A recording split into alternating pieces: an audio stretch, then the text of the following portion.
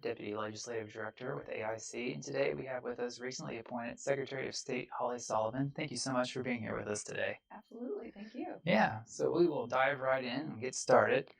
So, what are some immediate and long-term goals that you've set for yourself in the Secretary of State's office? Thank you for asking. Yeah, It's been a fast-paced 4 months, but we're already very hard at work and enjoying the job immensely. It's an honor to be able to call every Hoosier across the great state a constituent now.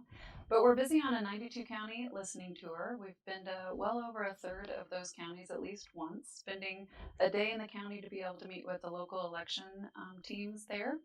And also to focus on the other aspects of the job with the Business Services Division and Securities Division, as we get to partner with all the businesses across the state on the InBiz portal and continue to focus and prioritize cutting red tape for our business owners, but also focused on making sure that our Hoosiers are safe from investment fraud through our Securities Division. But our number one top priority will continue to be the stellar leader that we are in this great state with election security and transparency and increasing our voter confidence across the state. yeah, that's great.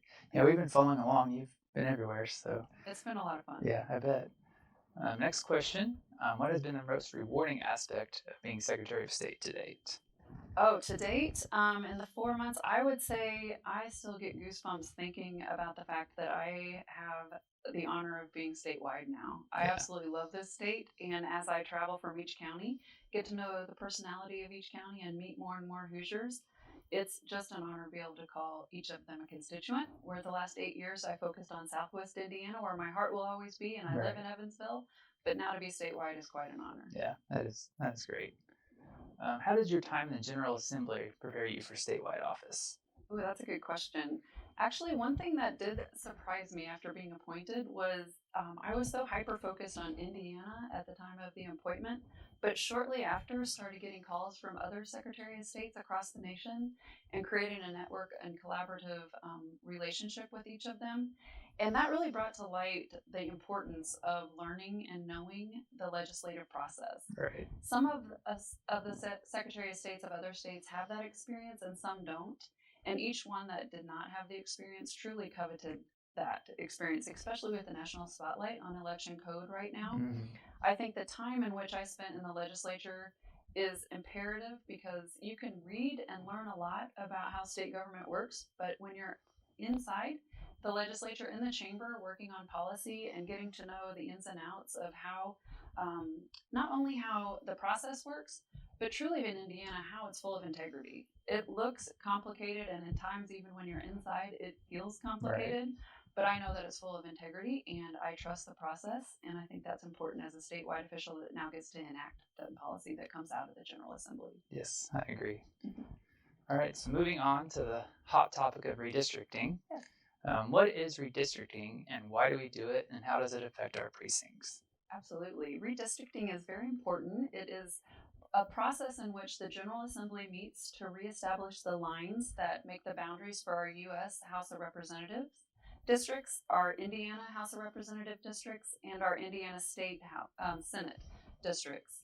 And these boundaries are reestablished every 10 years after a U.S. Census happens. That's federal law. And it's important because it helps maintain the population to be equal in each of those districts. And it allows Hoosiers to know that they're well represented. Yeah, great. And who draws those new districts first, the state or the county? The state does. The General Assembly will meet. I think they've already announced that they'll be back to finish their session in September. Mm-hmm. And they will reestablish the lines. After they vote on those lines and pass them, then it goes and is signed by the governor. At that time, our office will then be the conduit of communication to our local election officials and give those lines to the local level, where our local officials will then take it and establish their new precincts within the new boundaries of the state lines. Okay. And where does the data come from? I know you mentioned the census. Is there any other data that is used when we draw these local districts or precincts?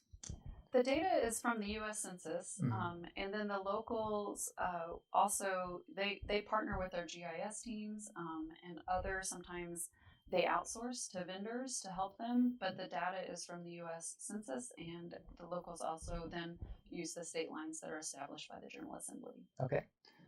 And at the county level, who does reprecincting? Your local election team does the reprecincting. That happens majority from the clerk's office in most counties. Some counties are different. As we know, Marion County and Lake and Porter are different, but the local election officials establish those lines, and then they create the lines, and then they are approved by the commissioners at the local level. Okay, that's good to know. And can county utilize a consultant or a vendor for reprecincting? They can. Not every county needs to. Some counties use their own GIS team. Some counties do outsource, but either way works. Okay. And with the delay in data, what can counties do now to prepare?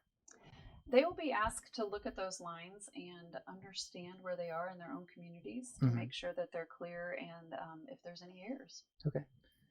And final question on this topic. Once reprecincting is completed, do counties need final approval from the state? When the local team establishes their lines, they will then touch base with IEDC, which is the Indiana Elections Division, and the co-chairs will then need to approve that proposal. Okay, good to know. So hopefully that's some helpful info on that topic. I know it's a heavy one. So now we'll transition to an easier topic that we like to end all these interviews with. Okay. Favorite Indiana musician or band? Oh, that's a good question. I would have to say in my younger years, in elementary school, that's when Michael Jackson was very popular, and that was very fun. But now in my older years, I would say I find myself listening to Jeremy Camp a lot more. Okay. All right. And as you've mentioned, you've traveled the state extensively. I'm sure you've encountered some fair food along the way. Of course. What's your favorite fair food? Oh, hands down, elephant ears. Elephant ears. That's a good one. And final question: favorite Indiana sports team? Oh, it's hard to go wrong in Indiana. So the Pacers and Colts are fun to root for. Right. But my heart's always going to be in hockey, so I'm going to say the Indy Fuel. Okay.